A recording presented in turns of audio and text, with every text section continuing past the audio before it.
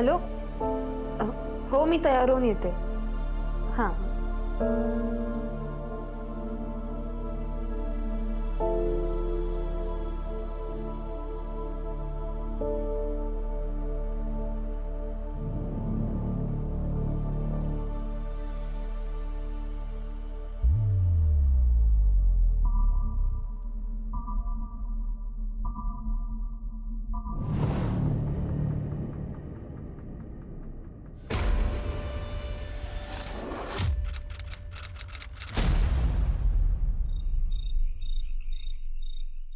आई खरं सांगतो, तुझ्या हातच्या जेवणाची सर आहे ना दुसऱ्या कशात नाही. काय खरंच पोट एकदम फुल.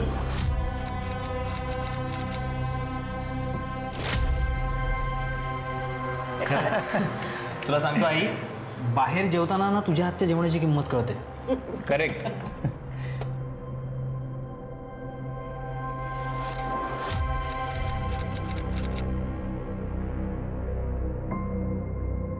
ही सगळी जेवणाची भांडी झालीत ना, ती घासून घे. समजलीस?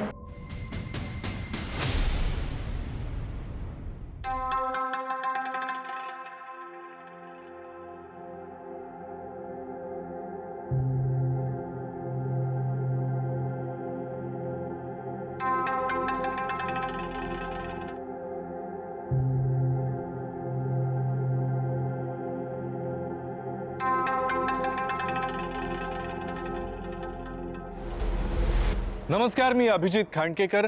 सिटी क्राईम विशेष शृंखलेमध्ये तुम्हा सगळ्यांचं स्वागत करतो. आपण पाहत आहात क्रिमिनल्स, चाहूल गुन्हेगारांची. घरातल्याच व्यक्ती जेव्हा आपल्याला परक्यासारखी वागणूक देतात त्यावेळेला नेमका निर्णय काय घ्यायचा याचा गोंधळ उडणं हे अत्यंत स्वाभाविक आहे. जान्हवीच्या बाबतीतही असंच काहीचं होत होतं. लग्नानंतर सासरकडचे सगळेच तिचा छळ करत होते. दादा 12:30ची मीटिंग फिक्स करायची. ठीक आहे, करून टाक. चालेल शर्माजी. 12 वाजता. कशासाठी? आई, माझ्या बुटीकचं उद्या ओपनिंग आहे. तुम्ही सर्वांनी या ना. मला वेळ नाही, तू जा रे. माझी मीटिंग आहे उद्या, मला दिवसभर अजिबात वेळ नाही. एक काम कर ना, तू जाऊन ये. मला जमणार नाही.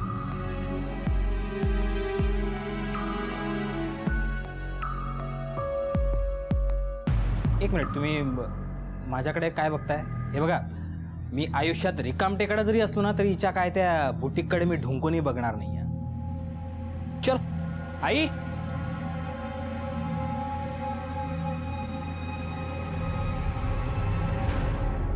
प्लीज तुम्ही तरी या ना माझ्यासाठी वेळ काढून.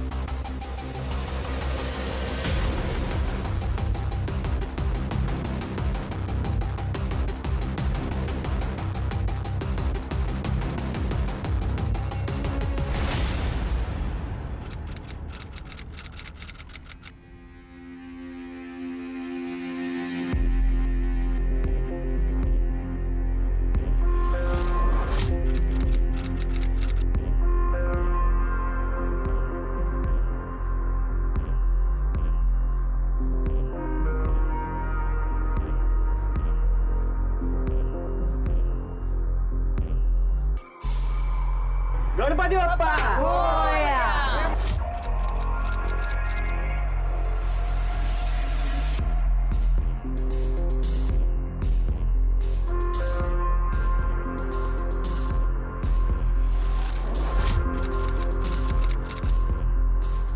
अभिनंदन. अभिनंदन.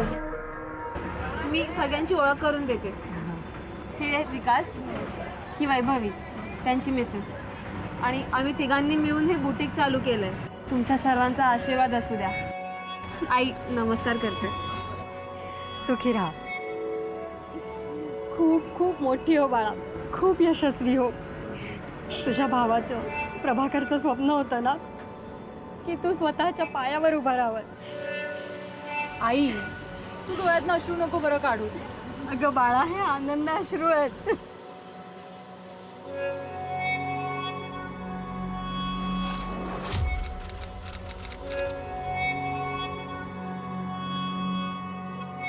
कोणाची नजर नको लागू दे ग तुला.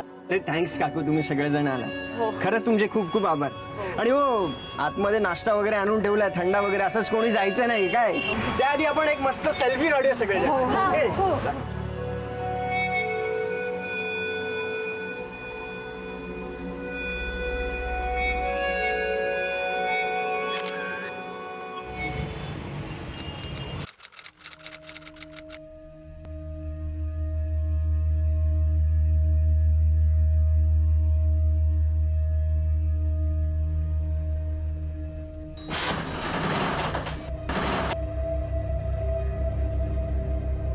चला, आजचा दिवस खूप चांगला गेला.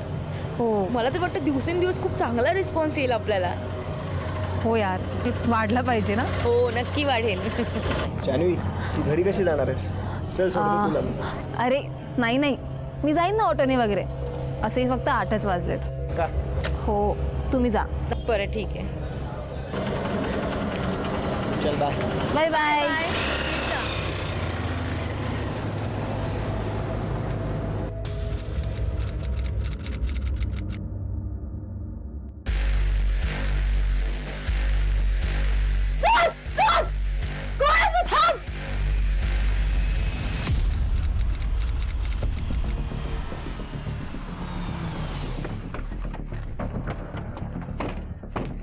मॅडम, बॉडी चेक करा.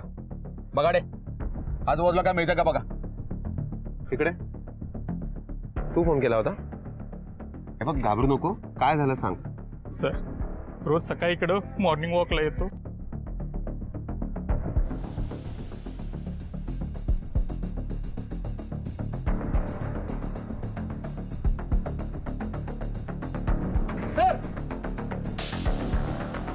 सर, ही बॅग सापडली आणि या बॅगमध्ये व्हिजिटिंग कार्ड सापडलं.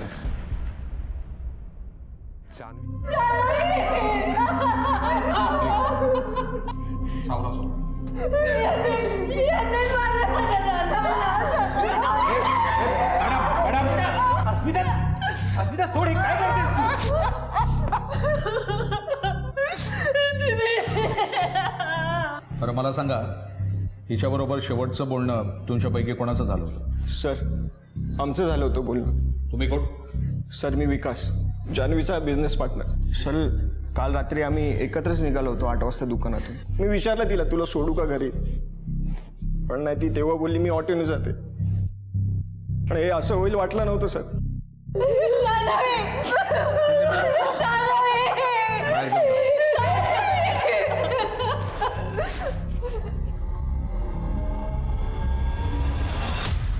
तुम्ही जान्हवीचा छळ केलात, त्रास दिलात तिला. अहो, नाही हो साहेब, आम्ही तिच्याशी नीटच वागायचो. नाही साहेब, खोटं बोलताय. मॅडम, खोटं बोलताय. मॅडम, मी बोलतोय ना. जर असं होतं तर तिच्या शॉपच्या ओपनिंगला का नाही गेलात? साहेब, आमच्या सुनेने घरातून बाहेर जाऊन काही काम करावं हे आम्हाला मान्य नव्हतं. तरीही तिने स्वतःचं बुटीक उघडलं. तिला घरातून बाहेर जाऊन काम करायचं होतं आणि ते आम्हाला आवडलं नव्हतं. सुनेने ऐकलं नाही म्हणून तुम्हाला राग आला आणि तुम्ही तिचा काटा काढलात. साहेब, आम्ही असं का करू? आम्ही जान्हवीशी चांगलंच वागत होतो, तिच्याशी नेहमी प्रेमानेच वागलो. पण माहिती का केलं तिने असं? कोण कसं वागत होतं ते लवकरच समोर येईल. एक गोष्ट लक्षात ठेवा, हा साधा सुद्धा अपराध नाहीये, मर्डर आहे, मर्डर. खुन्याला आम्ही लवकरात लवकर शोधून काढूच. पण तुम्हाला जे काही माहिती आहे ते तुम्ही लवकरात लवकर सांगितलं तर तुमच्यासाठी खूप चांगलं आहे. नाही गोडी, यांना बाहेर घेऊन जा. सगळ्यांचं स्टेटमेंट लिहून घ्या. ओके सर, या. कृष्णा आणि जान्हवीमध्ये नेमकं असं काय घडलं होतं? ज्या कृष्णाबरोबर जान्हवीनं 7 फेरे घेतले त्याच कृष्णावर तिच्या खुनाचा आरोप केला जात होता. पोलिसांनी जान्हवीच्या सासर आणि माहेरकडच्यांकडे चौकशी केली, पण त्यांना हवा तसा लीड मिळाला नाही. सर सर ज्या दिवशी जान्हवीचा खून झाला त्या दिवशी तिच्या सासरकडच्यांचं मोबाईल लोकेशन मी चेक केलं. त्या दिवशी ते सगळे घरीच होते. नाही कोडी, एक गोष्ट नक्की आहे की जान्हवीचा खून हा लूटमार करण्याच्या हेतूने झाला नाहीये, कारण तिच्या अंगावर दागिने तसेच होते. हो सर. सर असं तर नाही ना की कोणीतरी जान्हवीच्या खुनाची सुपारी दिली असेल? शक्यता आहे. बरं, ही घटना जिथे घडली तिथून जान्हवीचं घर आणि माहेर दोन्ही जवळ होतं. तिथे ते पार्टनर्स ते कुठे राहतात? सर बर्वेनगरमध्ये. मला त्या पार्टनर्सचं बोलणं पण थोडं संशयास्पद वाटलं. त्यांच्यावर नीट लक्ष ठेव. Okay sir. एक गोष्ट नक्की आहे, जान्हवीचा आधी खून झाला आणि नंतर तिला झालं, नाहीतर तिने आरडाओरडा नक्कीच केला असता. हो सर. आणि तिने केलेला आरडाओरडा नक्कीच कोणीतरी ऐकला असता. नाही कोणी, तिच्या आईशी परत एकदा बोला. अजून जान्हवीबद्दल काय माहिती मिळते का बघा. Okay sir.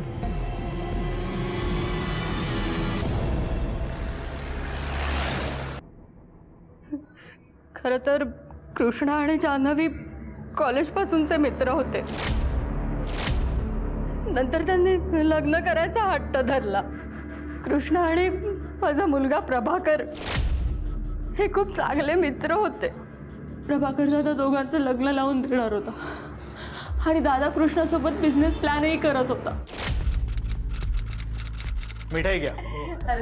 तुम्ही पण घ्या. हे आनंदाच्या क्षणी मिठाई खाऊन तोंड गोड करू. घ्या.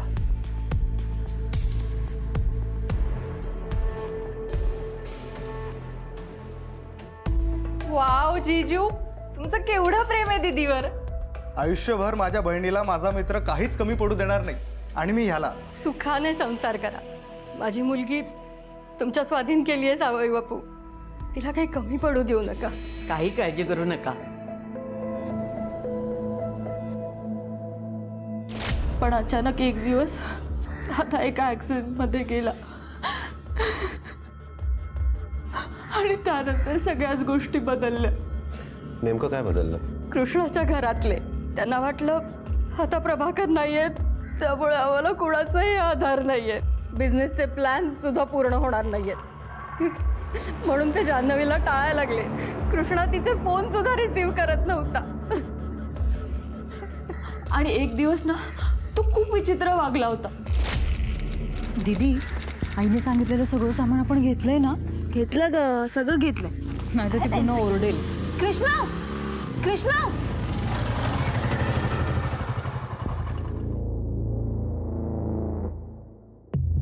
ह्याला आवाज नसेल गेला का? दीदी, तो जाणून बुजून टाळतोय तुला.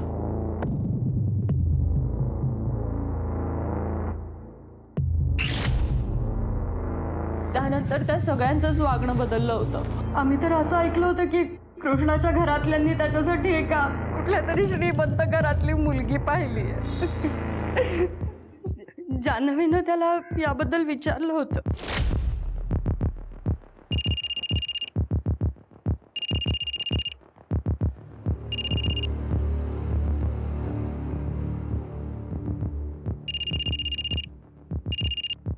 काय? कुठे आहेस तू? मी कामात आहे. मला तुला भेटायचंय आत्ताच्या आत्ता. सांगितलं ना एकदा, मी कामात आहे, मला भेटता येणार नाही. मग मी येते ना भेटायला. अगं पण तू. कृष्णा, तू मला इग्नोर करतोयस का? कोणी दुसरी मुलगी आली आहे का तुझ्या लाईफमध्ये? कृष्णा, हॅलो दीदी, अगं चल ना. कृष्णा लग्नासाठी नाही म्हणाल्यावर दीदीने स्वतःला संपवण्याचा प्रयत्न केला होता. जान्हवीच्या जीवाचं काहीतरी बरं वाईट होईल आणि ते त्यांच्या अंगाशी येईल असं त्यांना वाटलं, म्हणून ते लग्नासाठी तयार झाले. पण शेवटी जान्हवीचं जे व्हायचं ते झालं. बरं मला सांगा, तुमचा मुलगा प्रभाकर त्याचा मृत्यू कधी झाला? 2 वर्ष. आणि जान्हवीच्या लग्नाला? 1 वर्ष.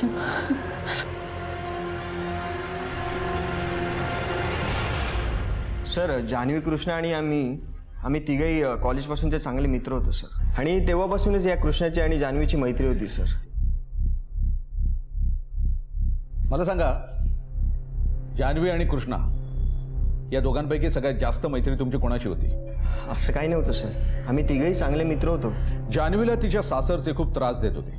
एक कॉमन फ्रेंड म्हणून तुम्ही कधी बोलला नाही? सर, मी एकदा प्रयत्न केला होता पण कसं आहे सर, त्यांचं पर्सनल मॅटर होतं म्हणून मी जास्त एंटरफरन्स केला नाही. पण सर मी त्यानंतर कृष्णाशी बोलणं बंद केलं होतं.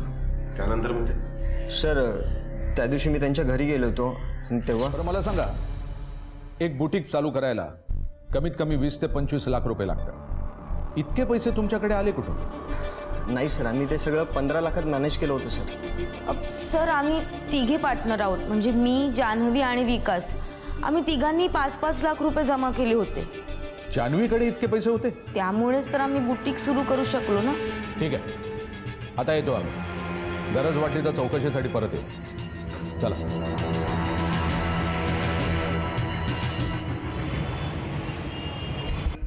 विकासच्या सांगण्यानुसार जान्हवीच्या सासरकडचे तिला खूप मारायचे, तिचा खूप छळ करायचे.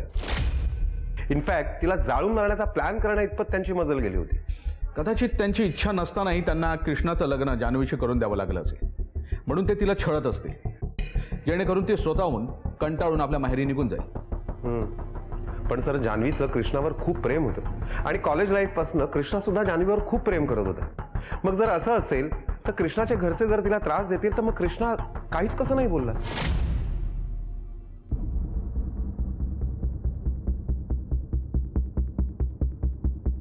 कदाचित हा कृष्णा आपल्या आईला आणि भावाला घाबरत असावा आणि ही कटकट कायमची दूर व्हावी म्हणून तिच्या सासरच्यांनी जान्हवीचा खून केला असेल. शक्यता आहे सर. पण नायकोडी, मला एक गोष्ट कळत नाही. जर त्यांची जान्हवीला जाळून मारण्याची हिंमत आहे तर मग ती आत्महत्या करेल या भीतीपोटी त्यांनी कृष्णाचं लग्न जान्हवीशी का लावून दिलं असेल? नक्कीच यात काहीतरी गडबड आहे. आपल्याला कृष्णा आणि हरीश या दोघा भावांशी बोलायला हवं. नायकोडी, तर जान्हवीच्या आईची आणि बहिणीची चौकशी करा. त्यांनी पैसे दिले होते का विचारा.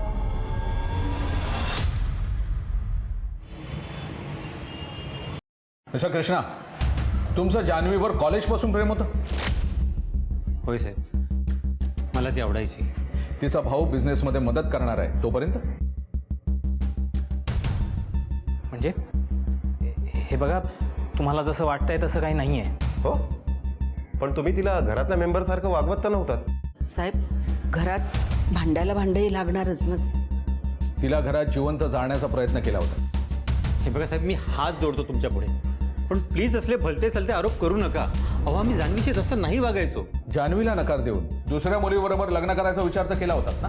म्हणजे तसं आम्ही, जर जान्हवीवरती एवढं प्रेम होतं तर मग तिच्या ब्युटिकच्या इनॉग्रेशनला का नाही गेलं? तिला बिझनेससाठी पैसे तरी दिले होते का? नाही. मग तिच्याकडे 5 लाख आले कुठून? अहो, कदाचित तिच्या माहेरच्याने दिले असतील. नाही साहेब, आम्ही तिची काहीच मदत नाही केली. मग तिने ब्युटिकसाठी एवढे पैसे आणले कुठून? सर, दादाने तिच्यासाठी 2 लाखांची FD केली होती. मग बाकीचे 3 लाख ते कोणी दिले? विकास तिचा चांगला मित्र आहे. कदाचित त्याने काही नाही, मला नाही वाटत आहे, कारण विकासची बायको बिझनेस माइंडेड आहे. तेही आहेच. आणि केवळ 2 लाखासाठी जान्हवीला बिझनेस पार्टनर कोण बनवून घेईल? शेवटी प्रश्न हा पडतो की पैशांची मदत केली कोणी?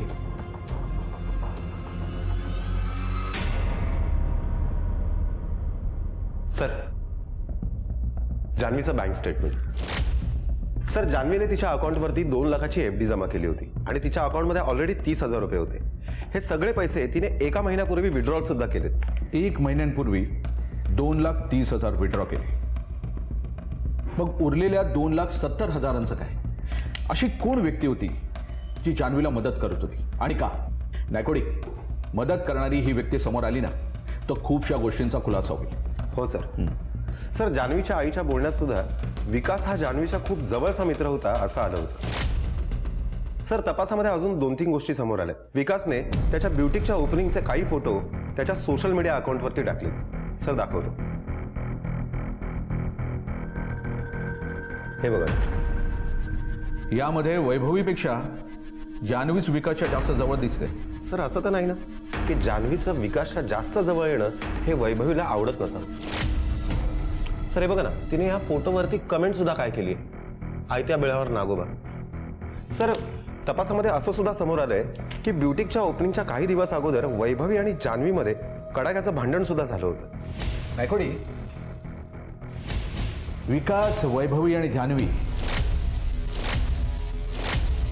या तिघांच्या पार्टनरशिपमध्ये नक्कीच काहीतरी गडबड आहे. त्या विकासला बोलावून घ्यायचं आणि तुम्ही जाऊन त्या वैभवीची चौकशी करा. Okay sir.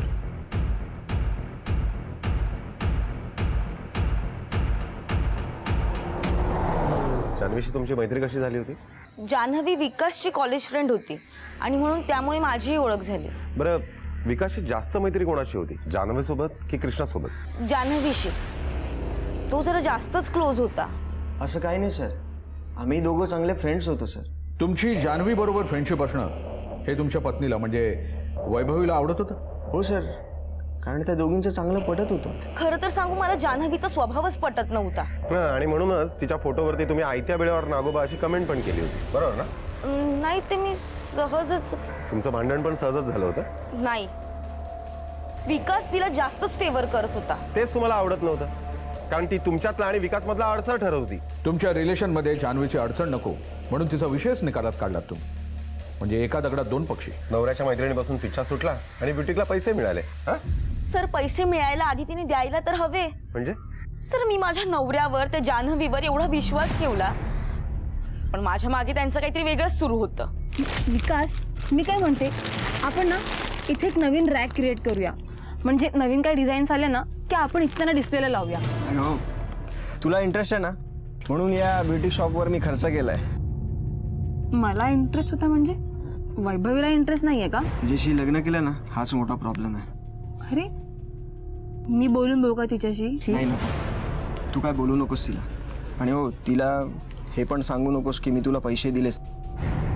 म्हणजे तिला नव्हतं माहित? नाही. वा, हे बघ, तुला जर माझा एवढाच प्रॉब्लेम होता ना तर ऐक, काही मला सांगू नकोस. अगं वैभवी, ऐक तर. मी बोलतो तिच्याशी. किती पैसे दिले होते? 3 लाख रुपये सर. एवढा मोठा पुळका का? सर, पुळका नव्हता.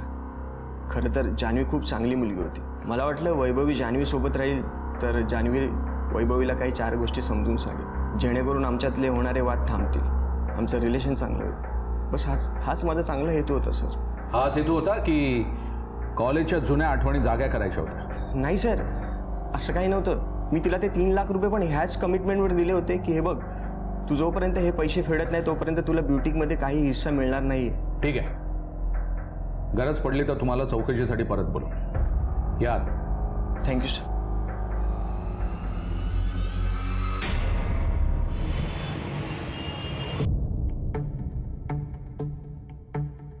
सर, जान्हवीच्या पोस्टमॉर्टम रिपोर्टनुसार तिचा गळा दाबून खून करण्यात आला आणि त्याच्यानंतर तिला जाळण्यात आले. जान्हवी बुटीकमधून 8 वाजता बाहेर पडली आणि पोस्टमॉर्टम रिपोर्टनुसार तिचा खून रात्री 8 ते 10च्या दरम्यान झाला. हो सर, आणि तिचा मोबाईल सुद्धा त्याच वेळेला स्विच ऑफ झाला. जान्हवीच्या संपर्कात असलेल्या सगळ्या लोकांची माहिती काढा. तिचे सासरचे, माहेरचे, सगळ्यांची डिटेलमध्ये माहिती काढा. सर, या केसमध्ये महत्वाचा लीड मिळालाय. सर, जान्हवीची बहीण अस्मिता. सर, या अस्मिताचं एका सुदेश नावाच्या मुलाबरोबर प्रेम, पण काही दिवसांपूर्वीच त्या दोघांचंही लग्न मोडलं. कारण जान्हवी. त्या सुदेशला उचला. आपलं लग्न मोडलं म्हणून त्या अस्मिताला पण जान्हवीवर राग असेल, तिलाही उचला. Okay sir.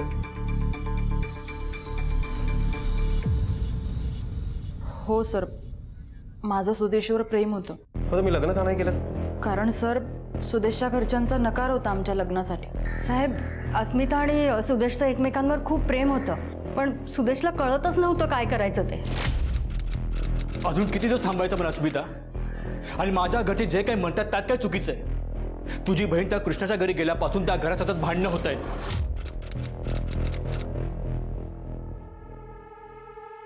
तू प्लीज तुझ्या घरच्यांना नीट समजाव ना. त्यापेक्षा तुझ्या बहिणीला समजाव. तिचं घरी पटत नसेल, कृष्णाने वागत नसेल तर मनावर दे डिवॉर्स आणि हो मोकळी. त्यांनी मला स्पष्टच सांगितलं, जोपर्यंत जान्हवीचा प्रॉब्लेम सॉल्व्ह होत नाही ना, तोपर्यंत घरी लग्नाचा विषय काढायचा नाही. सुदेश,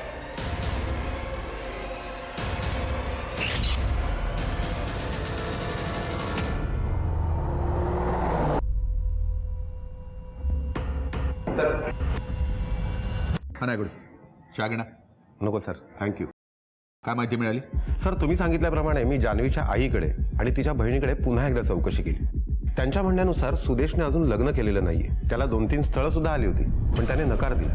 त्याला अस्मिताबरोबर लग्न करायचं होतं म्हणून त्याने नकार दिला. पण जान्हवीच्या सासरकडे तिचे प्रॉब्लेम चालू होते म्हणून हे शक्य नव्हतं. नाही कोणी कदाचित असं तर नसेल की या दोघांना लग्न करणं शक्य व्हावं म्हणून त्यांनी जान्हवीचा काटा काढला असेल. या सुदेशला उचला. Okay sir.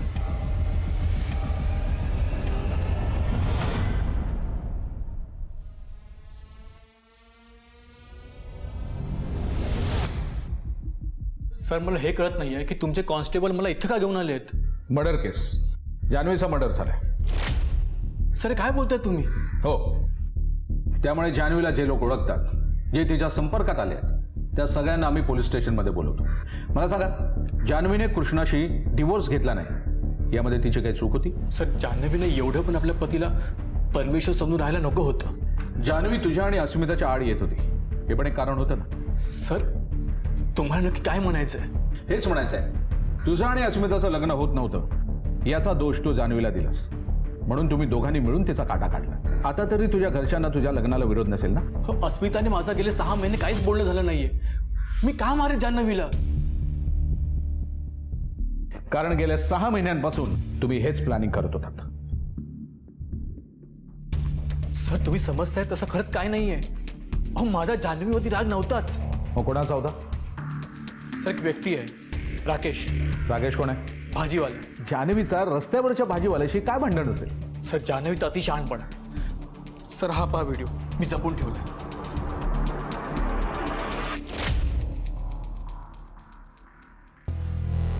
मला कुठे गेली?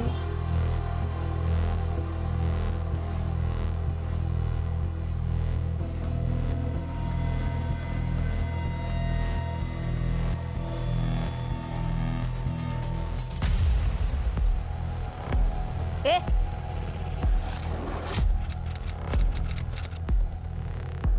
काय करतोयस रे? काय नाही मॅडम, भाजी साफ करतोय. भाजी साफ करतोयस की सडकी भाजी केमिकल मध्ये बुडवून लोकांना खायला घालतोयस? तुला लाज नाही वाटत लोकांनी जोशाचं खेळताना? थांब तुझा व्हिडिओ व्हायरल कर. अहो मॅडम काय करताय? ए तिकडे उभा राहा. मॅडम मी फक्त भाजी साफ करत होतो, बाकी काही नाही. केमिकल मध्ये बुडवून? हा ओ दादा जा सगळ्यांना. हा बघा काय करतोय, लोकांच्या जीवाशी खेळतोय. कोणाच्या आरोग्याची पडली नाही तुम्हाला, पण पैसे कमवायला असे धंदे करायचे लोक. सडकी भाजीमध्ये केमिकल टाकतोय.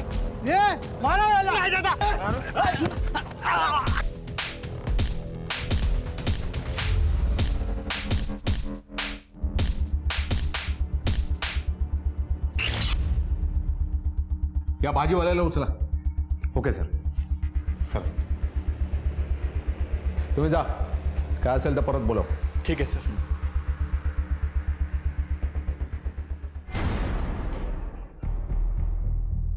अरे लोकांना सडक्या भाज्या खायला घालतोस? नाही साहेब, खोटं आहे ते. कुठे आहे? हो साहेब. मग हा व्हिडिओ?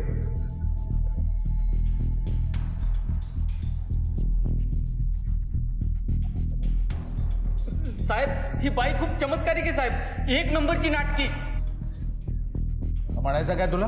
मी एकदा त्यांच्या दारापुढे भाजी विकायला गेलो तर, चला मावशी बाजारचा भाव आपल्या दारात या भाजी. सोडा मला मारू नका. सोडा मला. सोडा मला मारू नका. सोडा मला.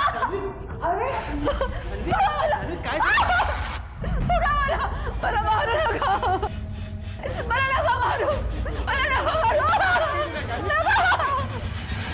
काय रे, ही जान्हवी आता नाहीये म्हणून तिच्या विरुद्ध काहीही अफवा उठवतोस? हा नाही साहेब, मी शपथ घेऊन सांगतो साहेब, खोटं नाही बोलणार साहेब. सर, सुदेशच्या म्हणण्यानुसार सुद्धा जान्हवी थोड्या अतिशहाण्या स्वभावाची होती. तू वाटलं तर तुम्ही त्यांच्या सासरच्यांना विचारून बघा साहेब, मी खोटं नाही बोलणार साहेब. ते तर आम्ही विचारतो. असं काय घडलं होतं की जान्हवीचं तुमच्या घरातल्या कुणाशीच पटत नव्हतं? साहेब आम्हाला माहित होतं की कधीतरी तुम्ही हा प्रश्न आम्हाला विचारणारच. पण काही गोष्टी घराच्या बाहेर नाही जाऊ द्यायच्या असं आम्ही ठरवलं होतं. हो साहेब, लग्न होऊन या घरात आले आणि दुसऱ्याच दिवशी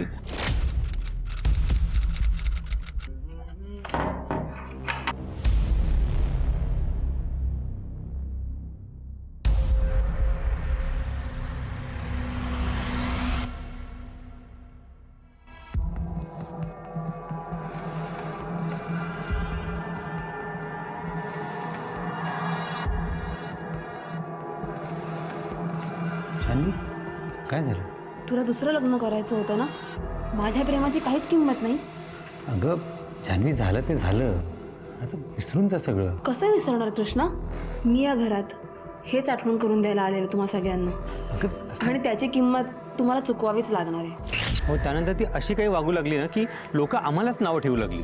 म्हणजे तुम्हाला म्हणायचं आहे जान्हवी घरात एक आणि बाहेर वेगळी होती? पोलिसांनी जेव्हा जान्हवीच्या माहेरकडच्यांकडून माहिती घेतली तेव्हा जान्हवीच्या आईकडून म्हणजे कांचनकडून त्यांना कळलं की जान्हवीचा स्वभाव जरासा विचित्र होता. तिला तिच्या सासरकडच्यांबद्दल जरा राग मनात होता आणि त्यांना ती धडा शिकवेन असं म्हणायची. नेमक्या याच गोष्टीनं पोलिसांची तपासाची दिशा पूर्णपणे बदलली आणि ज्या निष्कर्षाप्रत ते आले तो धक्कादायक होता. सर बोलवलं? नायकोडी, आपल्याला वाटतं तितकी ही केस सोपी नाहीये. जान्हवीचा स्वभाव विचित्र होता हे सुदेश, राकेश, तिचे माहेरचे, घरचे सगळ्यांनाच माहिती होतं. या विचित्र स्वभावानेच हा पराक्रम केला नसेल ना? म्हणजे सर सगळ्या गोष्टींचा खुलासा होईल. आपल्या तपासाची दिशा बदला. ज्या दिवशी जान्हवीचा खून झाला त्या दिवशी कुठल्या महिलेची मिसिंग कंप्लेंट आहे का चेक करा. जान्हवीची बहीण अस्मिता आणि तिची आई या दोघींवरही लक्ष ठेवा. Okay sir.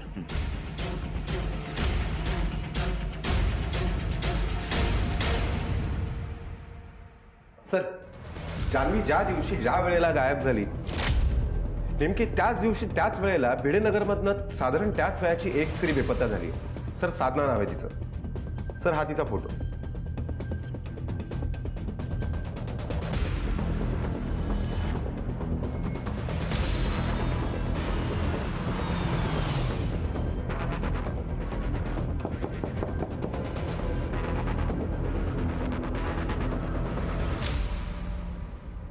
सर, साधना दररोज 9:20 पर्यंत घरी येते. त्या दिवशी ती आलीच नाही साहेब. रात्रभर तिचा शोध घेतला, सगळ्या नातेवाईकांकडे, कंपनीत सुद्धा चौकशी केली, पण ती कुठेच नव्हती सर. मग मी भिडेनगरच्या पोलीस स्टेशनमध्ये जाऊन तक्रार नोंदवली. नायकोडी, साधनाच्या कंपनीमध्ये चौकशी करा. तिचा फोन ट्रॅकिंगला लावा. क्विक. Okay sir.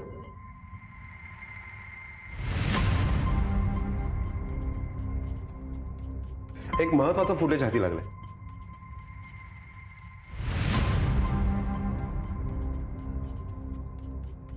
हे बघा सर.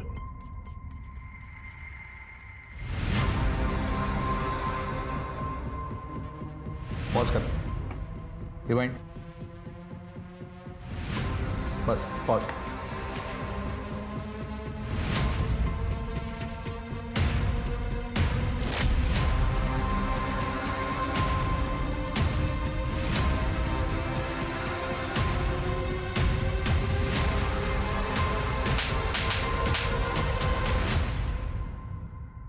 अहो साहेब, आम्हाला का आणलं इथे? आमची काय चूक झाली आम्हाला इथे घेऊन आलाय?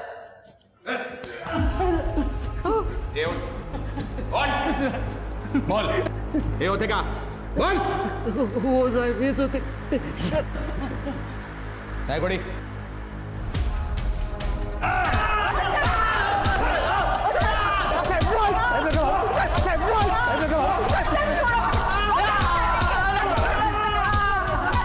नायकोडी, चल बोले. सांगतो साहेब, यांचीच प्लॅनिंग होती.